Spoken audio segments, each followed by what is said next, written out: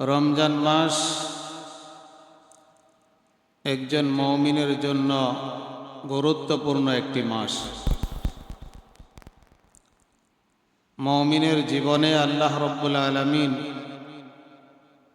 যে সমস্ত নিয়ামত দান করেছেন তার মধ্যে অন্যতম একটি নিয়ামত হলো রমজান মাস।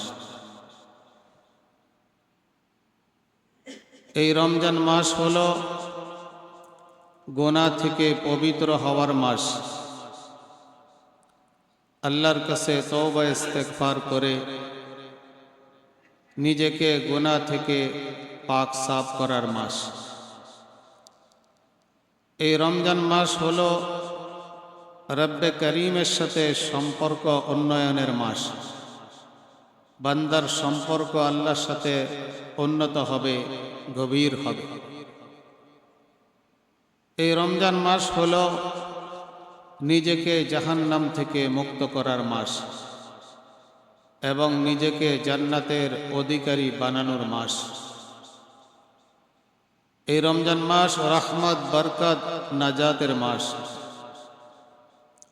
এই জন্য আমাদের প্রত্যেকের সর্বপ্রথম শুকরিয়া আদায় করা দরকার যে আল্লাহ রাব্বুল আলামিন আমাদের জীবনে আরেকটা রমজান মাস আমাদেরকে দান করেছে। আমাদের সমাজে, পাড়া মহল্লায়, দেশে গত রমজানে অনেক মানুষ বেঁচে ছিল, তারা আজকে এই রমজানে তারা নাই। আল্লাহ রাব্বুল আলামিন আমাদেরকে এই রমজান পর্যন্ত হায়াত দিয়েছেন। এই জন্য এটা আল্লাহ পাকের বড় একটা শুকরিয়া, বড় একটা নিয়ামত। এই জন্য আল্লাহ পাকের শুকরিয়া আদায় করা দরকার। আমার ভাইয়েরা, রমজান মাস হলো ইবাদতের একটা ভরা মৌসুম। এটা অন্য 11 মাসের মতো মাস নয়, ইবাদতের ভরা একটা মৌসুম। এই মৌসুমে সারাটি মাস ইবাদত বন্দেগীর মাধ্যমে, সিয়াম, সাধনা, জিকির, আসগার, তাসবিহ, তাহলিল, তেলাওয়াত, তাহাজ্জুদের মাধ্যমে একজন মুমিন কাটাবে। এটাই আল্লাহ রাব্বুল আলামিনের পক্ষ থেকে চাওয়া। এবং একজন মুমিন যদি রমজান মাস নিজের জন্য ইবাদতের একটা মৌসুম, ভরা মৌসুম ইবাদত করে, তো আল্লাহ রাব্বুল আলামিনের কাছে আশা করা যায় আল্লাহ তাআলা এই বান্দাকে একেবারে জাহান্নাম থেকে মুক্ত করে জান্নাতের হকদার বানায়। এই জন্য আমার ভাইরা, অন্য 11টি মাস যেভাবে আমরা কাটিয়েছি, রমজান মাস যেন আমাদের এইভাবে না কাটে। রমজান মাস যেন অন্য 11 মাসের তুলনায় ব্যতিক্রম হয়। এটা যেন ইবাদতের মাস হয়ে যায়। আমার নিজের কাছেও যেন মনে হয় যে এই মাসে আমি বেশি ইবাদত করতেছি, বেশি জিকির আসকার করতেছি। আখিরাত কামানোর জন্য বড় একটা মাধ্যম হলো এই মাস। কবরে অনন্তকাল সুখে শান্তিতে থাকার, জান্নাতের টুকরা বানানোর মাস হলো এই রমজান মাস। এই জন্য যখনই রমজান মাস আসতো, আল্লাহ নবী সাল্লাল্লাহু আলাইহি ওয়াসাল্লামের ইবাদতের কথা তো তুলনাই করা যায় না। আল্লাহ নবী সাল্লাল্লাহু আলাইহি ওয়াসাল্লাম এই রমজান মাসে এত বেশি ইবাদত করতেন, এত বেশি ইবাদত করতেন। এই রমজান মাসকে কাজে লাগাতেন, সারাটি দিন রাত ইবাদত বন্দেগীর মাধ্যমে কাটাতেন। রাতের বেলা কোরআনুল কারীম পড়তেন, লম্বা লম্বা সিজদা করতেন, এমনভাবে দাঁড়িয়ে নামাজ পড়তেন পা মুবারক খুলে যাইত। কেমন যেন রমজান মাসের ইবাদতটাই ছিল এটা একটা নেশার মতো। আল্লাহ নবীর একটা সিজদা আমাদের হাজারো সেজদা থেকে উত্তম। আল্লাহর নবীর 2 রাকাত নামাজ আমাদের জীবনের হাজার হাজার রাকাত নামাজের থেকে উত্তম। আল্লাহর নবীর তো তুলনাই চলে না। তারপরেও বলতে হয়, রমজান মাসে কোরআনুল করিম নাজিল হয়েছে। আল্লাহ রাব্বুল আলামিন লৌহে মাহফুজ থেকে লাইলাতুল কদরে এই রমজান মাসে 30 পারা কোরআন শরীফ এই দুনিয়ার আসমানে একসাথেই নাজিল করেছেন। এই জন্য আল্লাহ রাব্বুল আলামিন রমজান মাসের পরিচয় দিতে গিয়ে বলছেন, শাহরু রমাদান আল্লাযী উনজিলা ফীহিল কুরআন। এ আমার বান্দারা, জানো রমজান মাস কি জিনিস? রমজান মাস হইল এমন একটি মাস যেই মাসে আমার শ্রেষ্ঠ কালাম, আমার কালাম কোরআনুল করিম আমি নাজিল করেছি। এই জন্য এই রমজান মাসে অন্য অন্য ইবাদতের ভরা মৌসুম হওয়ার সাথে সাথে কোরআনুল করিমের তেলাওয়াতের একটা ভরা মৌসুম। কোরআনুল করিমের তেলাওয়াত বান্দা ঘরে করবে, মসজিদে করবে, দোকানে করবে, অফিস আদালতে করবে, গাড়িতে বসে করবে। মুমিন বান্দার এমন হওয়া উচিত যে যখনই কোনো মুমিন বান্দাকে দেখে তো কোরআন পড়তেছে, মানুষ যেন মনে করে এটা কোরআন তেলাওয়াতের মাস, এটা ভরা মৌসুম, তেলাওয়াত শুরু হয়ে গেছে। আমরা দেখি না আমের মৌসুমে আপনি যেখানে তাকাবেন দোকানে, হাটে ঘাটে আম দিয়া ভরা, যেখানে তো মানুষ বুঝতেই পারে এটা আমের মৌসুম চলতেছে। এরকম ভাবে রমজান মাসে কোরআনের তেলাওয়াত এত বেশি হওয়া দরকার, এত বেশি হওয়া দরকার যে একজন মুমিন যখন আরেকজন মুমিনকে দেখবে তখন যেন সে মনে করে এটা কোরআন নাজিলের মাস, কোরআন তেলাওয়াতের ভরা মৌসুম। এই মাসে আল্লাহ পাক কোরআন নাজিল করেছেন। মুমিনের সাথে কোরআন তেলাওয়াতের বিশেষ একটা সম্পর্ক। এই জন্য আমার ভাইরা, এই মাসে আমরা বেশি বেশি কোরআনুল করিম তেলাওয়াত করব। শত শত সাহাবায়ে কেরামের আমল ছিল রমজান মাসে দিনে রাত্রে 1 খতম কোরআন শরীফ পড়তেন, আর 3 দিনে কোরআনুল করিম খতম করতেন। এরকম সাহাবা তাবেঈন ওলামাদের সংখ্যা হাজারো লাখ। এই জন্য অতীতের কথা আমরা পরেই বলবো। আমাদের নিকটতম সময়ে আমাদের উলামায়ে দেওবন্দ, আমাদের পূর্বসূরি আকাবির যারা ছিলেন, তারা কোরআনুল করিমের তেলাওয়াত কিভাবে করতেন। আমাদের আকাবিরদের মধ্যে, মুরব্বীদের মধ্যে একজন ছিলেন রশিদ আহমদ গঙ্গোহী রহমতুল্লাহ আলাইহি। উনি রমজান মাস আসলে মাগরিবের নামাজের পরে অন্য সময় 6 রাকাত আওয়াবিন পড়তেন, আর এই রমজান মাসে ইফতারের পরে মাগরিবের নামাজের পরে উনি নামাজে দাঁড়িয়ে যাইতেন। একেবারে ইশারের আজানের আগ পর্যন্ত লম্বা নামাজ পড়তেন। প্রায় 2-2.5 পারা কোরআনুল করিম এই আওয়াবিন নামাজের ভিতরে উনি শেষ করতেন। এরপরে আজানের পরে 10 মিনিট বিশ্রাম করতেন। এরপরে তারাবির নামাজ পড়তেন। তারাবির নামাজের পরে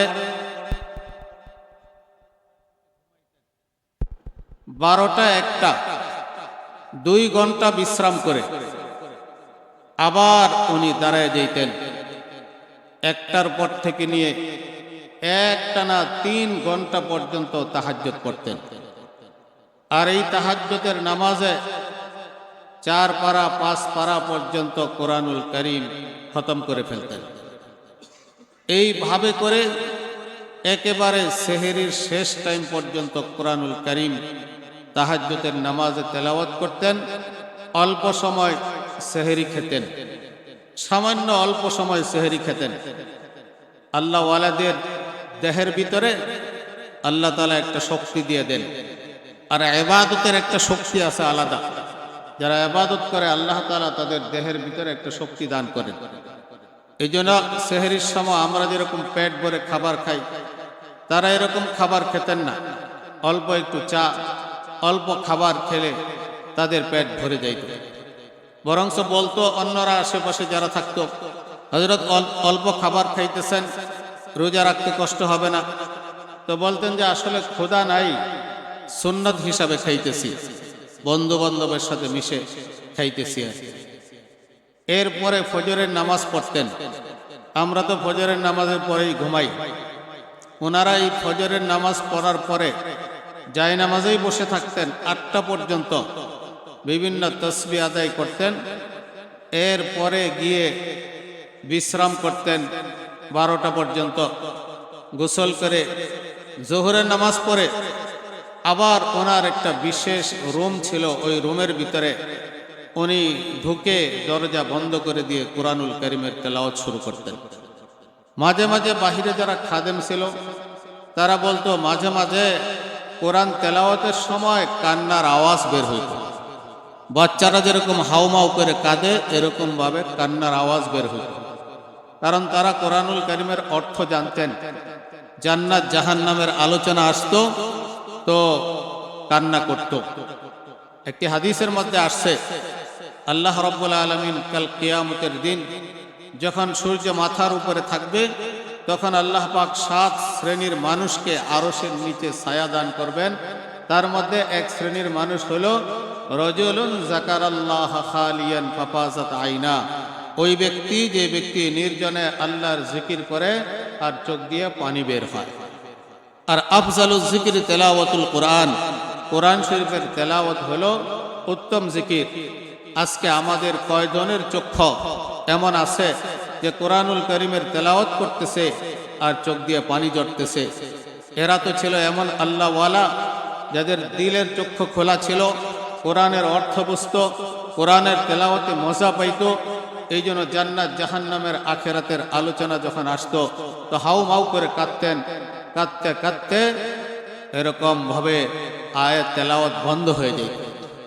আসর পর্যন্ত তেলাওয়াত করতেন, আসরের পরে আবার মাগরিব পর্যন্ত তেলাওয়াত। এইভাবে করে তারা জিকির, আজকার, তেলাওয়াত আর ইবাদত বন্দেগীর মাধ্যমে, কোরআন তেলাওয়াতের মাধ্যমে রমজান মাসটা তারা কাটাইছে। কাসেম নানতবী রহমতুল্লাহ আলাইহি, যিনি দেওবন্দ মাদ্রাসার প্রতিষ্ঠাতা প্রিন্সিপাল, উনি কেমন লোক ছিলেন জানেন?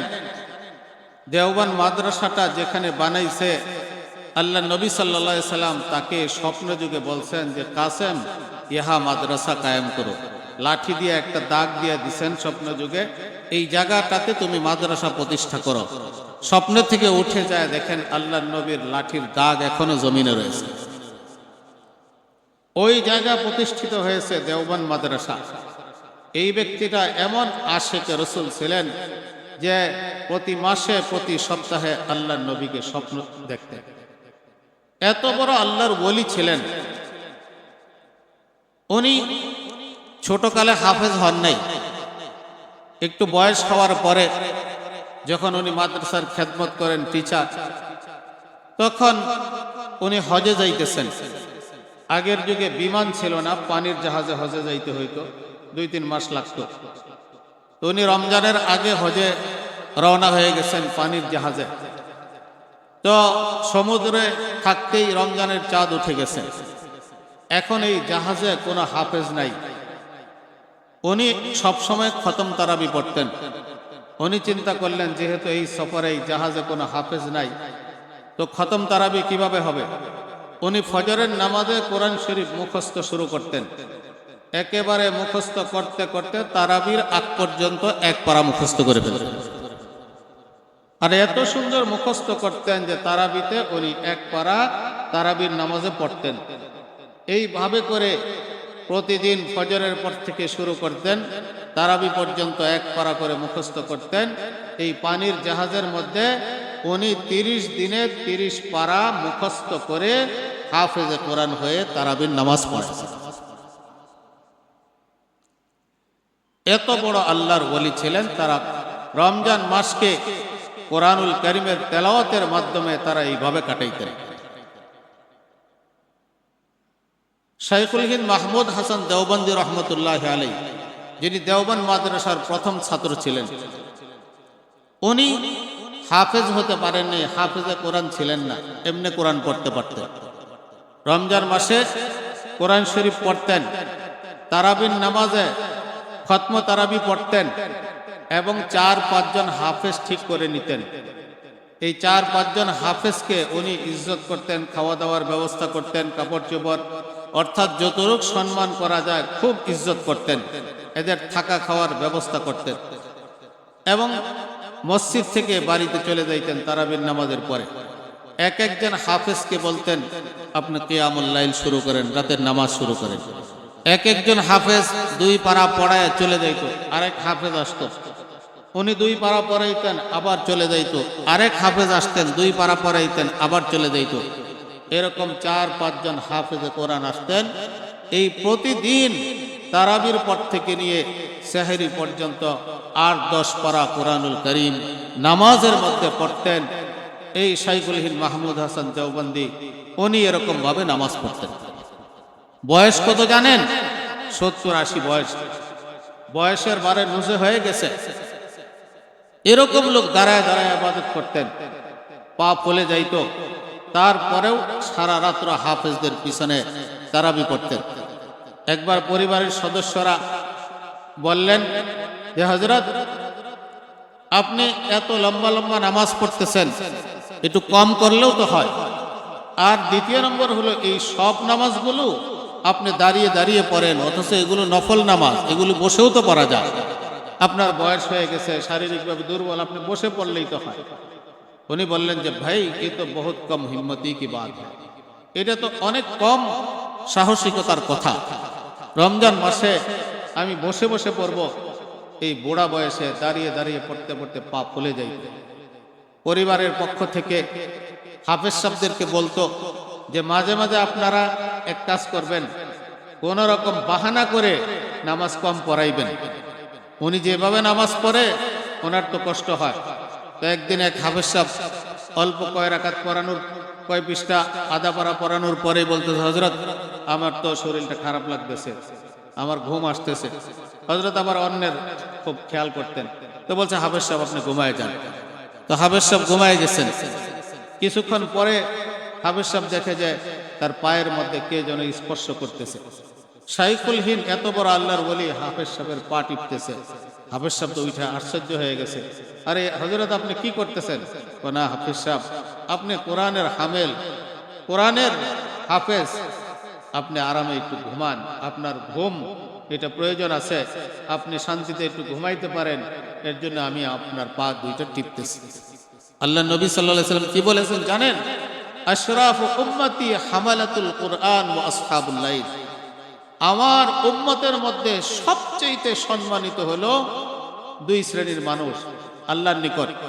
এক নম্বর হলো হামালাতুল কুরআন, কোরআনের হাফেজ। আরেকজন হলো আসহাবুল লাইল, যে রাতের বেলা দাঁড়িয়ে দাঁড়িয়ে কোরআনুল কারীমের তেলাওয়াত করে, রাতের বেলা দাঁড়িয়ে দাঁড়িয়ে নামাজ পড়ে, তাহাজ্জুদ পড়ে। এই ব্যক্তিটা আল্লাহর নিকট সবচেয়ে সম্মানিত। আল্লাহ নবী বাড়ি গাড়ি বা অনেক শিক্ষা দীক্ষা এগুলো বলেন নাই। আল্লাহ নবী বলেছেন হামালাতুল কোরআন, যে কোরআনের হাফেজ হবে, ও আসহাবুল লাইল, এবং রাতের বেলা তাহাজ্জুদের নামাজ পড়বে। এই জন্য এই 2 শ্রেণীর মানুষকে আল্লাহ পাক যেহেতু সম্মানিত ঘোষণা করেছেন, আমাদেরকেও এই 2 শ্রেণীর মানুষকে ইজ্জত সম্মান করা দরকার। এই জন্য হাফেজে কোরআনদেরকে বলছি, আপনাদেরকে আল্লাহ পাক এক নিয়ামত দিয়েছেন, কোরআন শরীফ মুখস্থ করতে পারছেন। ইন্না নাহনু নাযালনা যিকরা ওয়া ইন্না লাহু লাহাফিজুন। আল্লাহ বলেন কোরআন আমি নাজিল করেছি, কিয়ামত পর্যন্ত কোরআন শরীফকে আমি সংরক্ষণ করব, এই দায়িত্ব আমি আল্লাহ নিজ হাতে নিয়েছি। এই জন্য যারা হাফেজে কোরআন হয়, আল্লাহ তাআলা তাদের দিলকে নিজে বাছাই করে, তার কালামটাকে ওই দিলের মধ্যে দেওয়ার জন্য আল্লাহ পাক নিজে বাছাই করে। এই জন্য একজন হাফেজে কোরআন সবচেয়ে সম্মানিত ব্যক্তি। এই জন্য আল্লাহ নবী বলেছেন আশরাফু উম্মতি হামালাতুল কোরআন, আমার উম্মতের সবচেয়ে সম্মানিত ব্যক্তি হলো কোরআনের হাফেজ। এই জন্য হাফেজ সাহেবরা আপনাদেরকে আল্লাহ তাআলা কোরআন দিয়েছেন, এই কোরআন নিয়ে বসে থাকবেন না। যাদের কাছে কোরআন নাই তারা তো ইচ্ছা করলেও লম্বা লম্বা নামাজ পড়তে পারবে না, 1 পারা 2 পারা পারবে না। আপনাদেরকে আল্লাহ তাআলা হাফেজে কোরআন বানাইছেন, আপনারা ঘুমাবেন না, রমজান মাস ঘুম ছেড়ে দেন, রমজান মাস ঘুম ছেড়ে দেন। আমার এক বাল্যকালের বন্ধু আছে হেফজখানার, সে বড় আলেম হতে পারে নাই, ভালো একজন হাফেজ, ঢাকার একটা প্রসিদ্ধ ভালো হেফজখানার প্রধান। উনি রমজান মাসে দিনের বেলা তো তেলাওয়াত করে, আবার তারাবির নামাজ পড়ে, আর সেহরি পর্যন্ত ফজর পর্যন্ত আর ঘুমায় না। পরের দিন তারাবিতে যা পড়বে এটা রাতের বেলায় তেলাওয়াত করে। তো জিজ্ঞাসা করলাম যে ঘুমান না রাতের বেলা? তো কি আর করবো, সারা বছর তো অনেক ঘুমাইছি, রমজান মাসটা এইভাবে কোরআন নাজিলের মাসটা যদি আল্লাহ তাআলার কাছে এইভাবে দাঁড়ায় দাঁড়ায় কোরআন শরীফ খতম করতেছে, তারাবিতে যেটা পড়বে সেটা দাঁড়ায় দাঁড়ায় পড়তেছে। এই জন্য হাফেজে কোরআন যারা আছেন তারা এই সম্মানের অধিকারী হয়ে যান। আপনাকে হামেলে কোরআন বানিয়েছে, আসহাবুল লাইল মানে রাতে তাহাজ্জুদ নামাজ পড়া মানে কি আমেলে কোরআন, হাফেজে কোরআন, আমেলে কোরআন। আপনি কোরআনের হাফেজ হন, কোরআনের উপর আমলকারী হয়ে যান, অন্যদের মতো না। আমি যখন ওমরাতে যাই, শুধু বোঝার জন্য বলতেছি, তো ওই 2 হেরেমের ভিতরে মক্কা মদিনাতে ওই সব কাজ বাদে 12-13 দিন সময় পাওয়া যায় আর কি। তো এই হেরেমে 1 খতম করি কমপক্ষে, আর মসজিদে নববীতে আরেক খতম করি। তো একদিন আমার সাথে আমার রুমে থাকে এক ব্যক্তি, সে সাধারণ মানুষ, ওমরায় গেছে, আমার সাথে আগে আগেই মসজিদে চলে যায়। জোহরের নামাজের টাইমে যায় না, আমি 10টার সময় চলে যাই, 9টার সময় তারা আমার সাথে চলে যায়। আমি কোরআন শরীফ পড়ি, বেচারা তসবিহ টানে। এক সময় দেখি হাউ মাউ করে কান্না শুরু করে দিছে। তো বললাম যে ভাই কি হয়েছে, সমস্যা? করেন সমস্যা না। বলে যে এই যে আপনি 9টার থেকে কোরআন শরীফ পড়তেছেন, আমি তো পড়তে পারতেছি না। আমার মতো ফকির আর মিসকিন, আমার মতো অসহায় আর ভিখারি এই আল্লাহর জমিনে আসমানের নিচে আর নাই। বুক ফাইটা এরকম কান্না আসতেছে। আমার তো আপনার মতো পড়তে মন চায়, কিন্তু পড়তে পারি না। ছোটকালে সময় হয় নাই, বাবা মা দেয় নাই, যেভাবেই হোক তৌফিক হয় নাই। এই জন্য যাদেরকে আল্লাহ তাআলা কোরআনুল করিম শিক্ষা করার তৌফিক দিয়েছে, বিশেষ করে যারা হাফেজে কোরআন হয়েছেন, এই কোরআনকে ধরেন। এই কোরআন আপনাকে জাহান্নাম থেকে বাঁচিয়ে জান্নাতে নিয়ে যাবে। এই কোরআন আপনাকে সম্মানিত করবে। কিয়ামতের দিন একজন হাফেজে কোরআনের মাথার উপরে যে মুকুট দেওয়া হবে, পুরা হাসরের ময়দান ঝলমল করতে থাকবে। মানুষ ঈর্ষান্বিত হয়ে জিজ্ঞাসা করবে এরা কারা? তো বলে যে এরা হাফেজে কোরআনের পিতা মাতা। হাফেজে কোরআনের পিতা মাতাকে যে মুকুট দেওয়া হবে, হাফেজে কোরআনকে কি সম্মান দেওয়া, আর আমাদের কি সম্মান দেওয়া দরকার। তো বলতেছিলাম এই রমজান মাসের সাথে কোরআনুল কারীমের একটা বিশেষ সম্পর্ক আছে। খলিল আহমদ সাহারানপুরি রহমতুল্লাহ আলাইহি বড় মুহাদ্দিস ছিলেন। আবু দাউদ শরীফের আরবি ব্যাখ্যা গ্রন্থ লেখছেন বজরুল মজহুদ, বড় হাদিস বিশারদ ছিলেন। উনি হাফেজ ছিলেন না শুরুতে, আগে এত হাফেজও ছিল না। ওনার মহল্লাতে খতমে তারাবির কোনো ব্যবস্থা ছিল না। অনেক দূরে গিয়ে 2-3 মাইল দূরে গিয়ে এক মসজিদে খতমে তারাবি পড়তেন। তো একবার রমজান মাসে উনি হাফেজ সাহেবকে বললেন, আমাদের মহল্লার ভিতরে একটু খতমে তারাবির ব্যবস্থা করা যায় না? অনেক মানুষ, বৃদ্ধ মানুষ খতমে তারাবি পড়তে মন চায়, তো তারা এত দূরে যায় পড়তে তো পারে না। আপনি যদি এখানে একটু ব্যবস্থা করতেন তাহলে তো আমরা সবাই এখানে পড়তে পারতাম। তো হাফেজ সাহেব খুব কড়া কথা বলে দিয়েছেন যে হযরত, হাদিস তো খুব মুখস্থ করছেন, কোরআন মুখস্থ করলেন না কেন? কোরআন মুখস্থ করতেন, আজকে হাফেজে কোরআন তালাশ করতেছেন, আপনি করলেন না কেন? উনি নিজে নিজে ফোন করলেন। উনি আর ওনার এক চাচাতো ভাই আর এক বন্ধু ছিলেন, যে আমরা আগামী রমজানে ভাগ করে নিছে, আমরা 10-10 পারা করে আমরা কোরআন শরীফ মুখস্থ করে আগামী রমজানে আমরা এখানে তারাবি পড়ব। এরপর থেকে শুরু করছেন 10 পারা না, আগামী রমজানের আগ পর্যন্ত পুরা কোরআনুল কারীম মুখস্থ করে ফেলছে। অন্য সাথীরাও 10 পারা, কেউ 20 পারা করে মুখস্থ করে ফেলছে। এরপর থেকে নিয়ে ওখানেই খতমে তারাবি পড়তেন। তারাবির পরে 1-8 ঘন্টা একটু আরাম করে আবার দাঁড়িয়ে দাঁড়িয়ে সারা রাত এইভাবে করে নামাজ পড়তেন।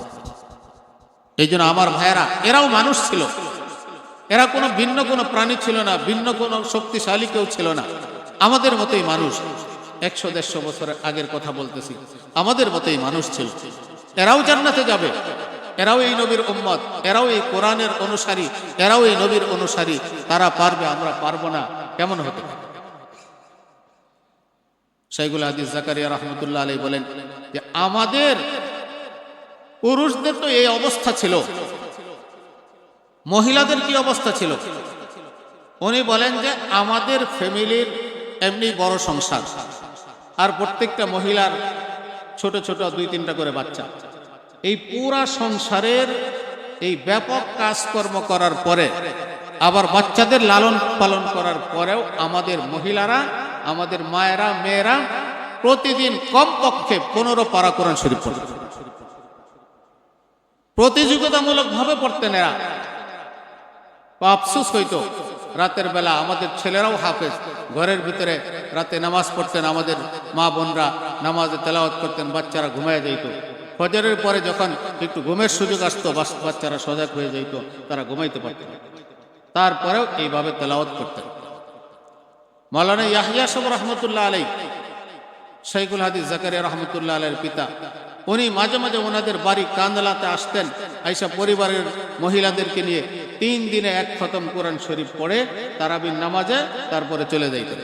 মাওলানা ইলিয়াস রহমতুল্লাহ আলাইহি তবলিগের বাণী, উনিও এরকম একদিন আসতেন, একদিনে পুরা কোরআনুল কারীম খতম করে তারাবির নামাজে মহিলাদেরকে নিয়ে তারপরে উনি যাইতেন।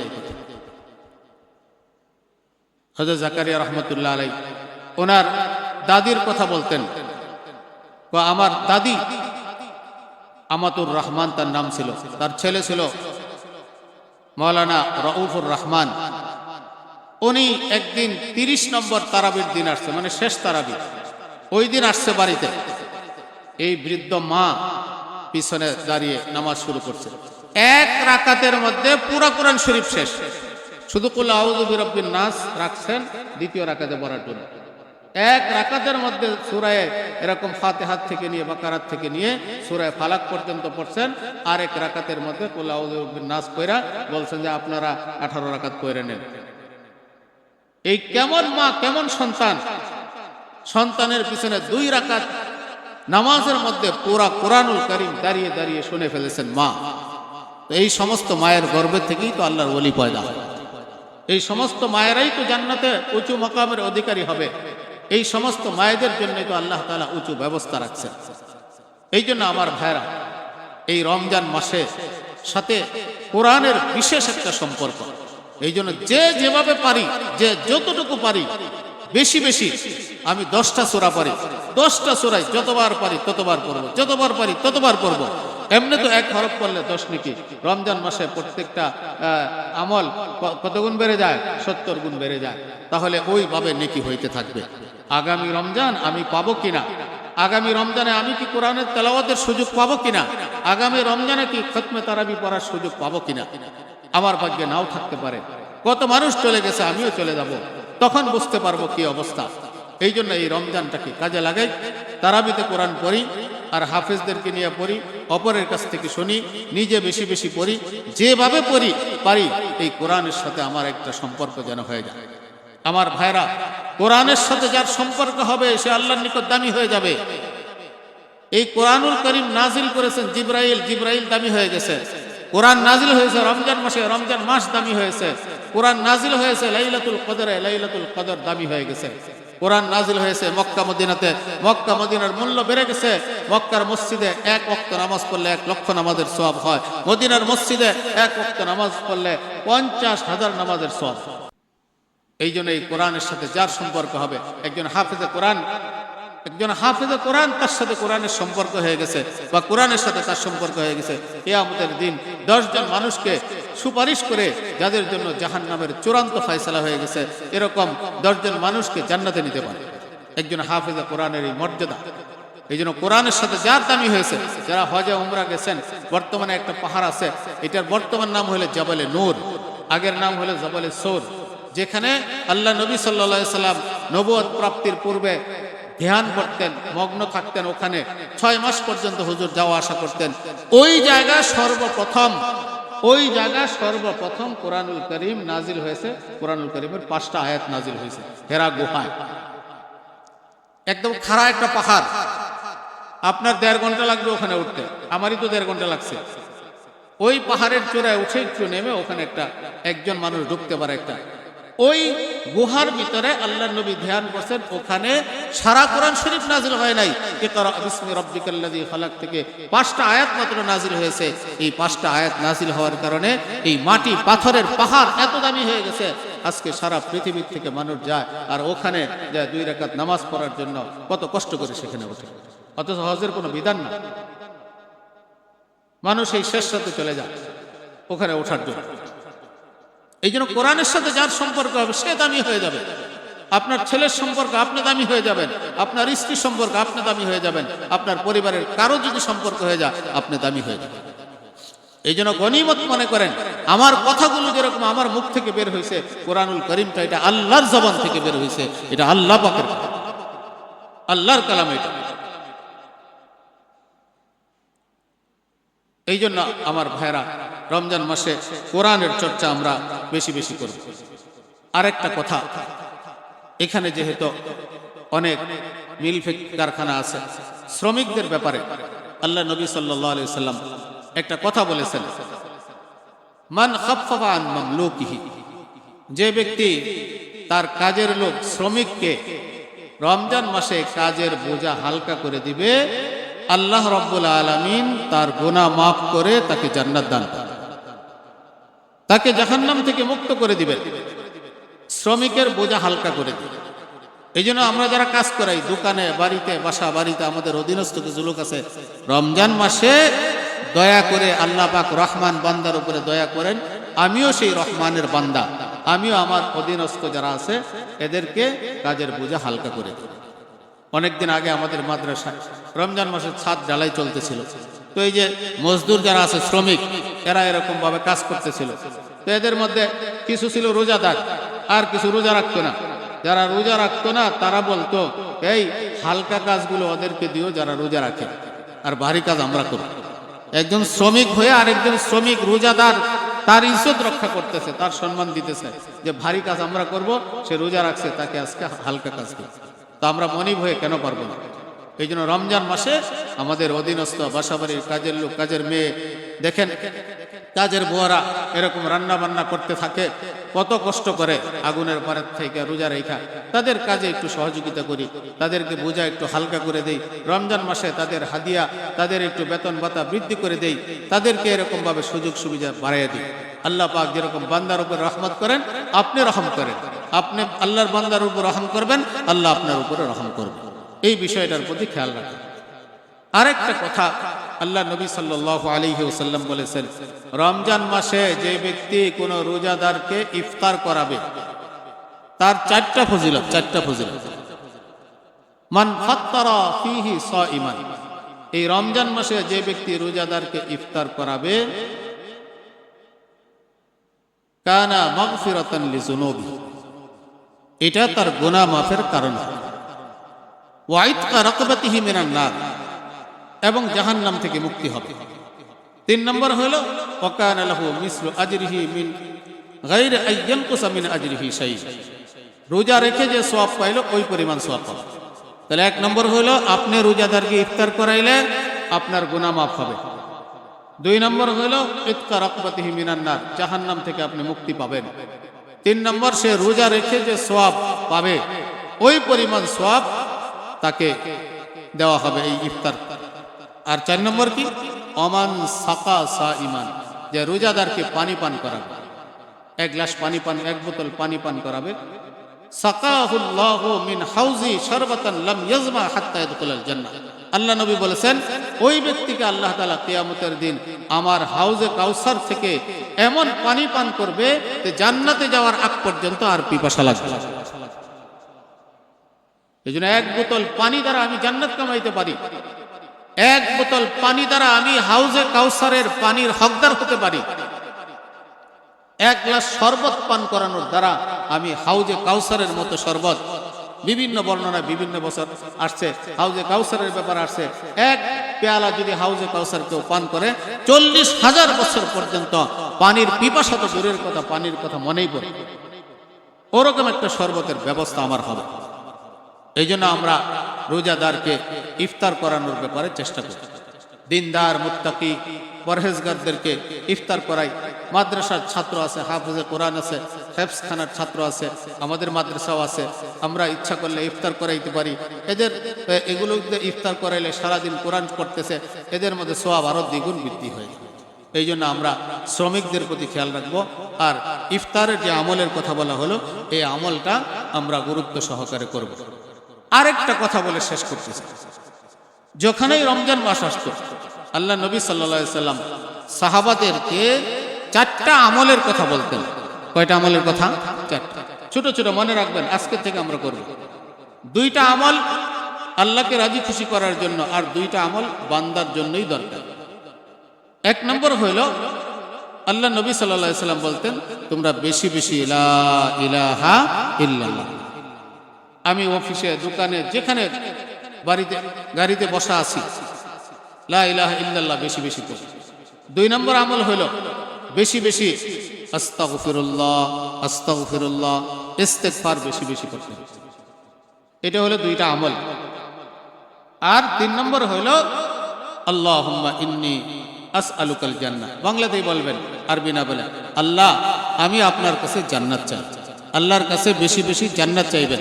রমজানে জান্নাতের দরজা খুলে দেওয়া হয়, জান্নাতকে সুসজ্জিত করা হয় মুমিনদের জন্য, এদের সম্মানার্থে। আল্লাহ আপনার কাছে জান্নাত চাই। আর কি? আল্লাহ ওয়া আউযু বিকা মিনান নার, আল্লাহ আপনার কাছে জাহান্নাম থেকে মুক্তি চাই।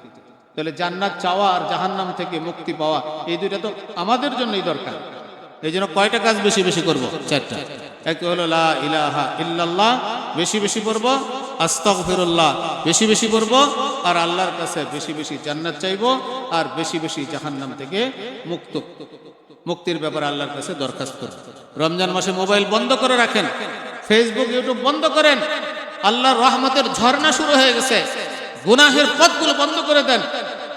যারা এগুলো মোবাইল চালান বন্ধ করে দেন। রমজান মাসে একজন মেয়ের ছবি, এরকম একটা নাটক, সিনেমা ইত্যাদি এগুলো আসবে, এটা মুমিন এই কাজ করতে পারে না রমজান মাসে। এই জন্য এগুলো সব বন্ধ করেন, জিকিরে থাকেন। গাড়িতে কোথাও সফর করতেছেন, এরকম টাচ করতে করতে মোবাইলের পিছনে সময় লাগে, হাতে তাসবিহ রাখেন, লা ইলাহা ইল্লাল্লাহ লা ইলাহা ইল্লাল্লাহ, আল্লাহ আল্লাহ জিকির করতে করতে নিজের জিহ্বাটাকে তরতাজা রাখেন। হাদিসে পাকের মধ্যে আসে যে আল্লাহর জিকির করতে করতে দুনিয়াতে জিহ্বাটাকে তাজা রাখবে, কিয়ামতের দিন সে শুধু জান্নাতেই যাবে না, হাসতে হাসতে জান্নাতে যাবে। এই জন্য এই সমস্ত জিনিস ছাড়ি, প্রয়োজন যেটা আছে সেটা পূরণ করে আর বাকি এগুলো বন্ধ করে দেই। আল্লাহ রাব্বুল আলামিন আমাদেরকে রমজান মাসটাকে ইবাদত বন্দেগীর মাধ্যমে কাটানোর তৌফিক দান করুন।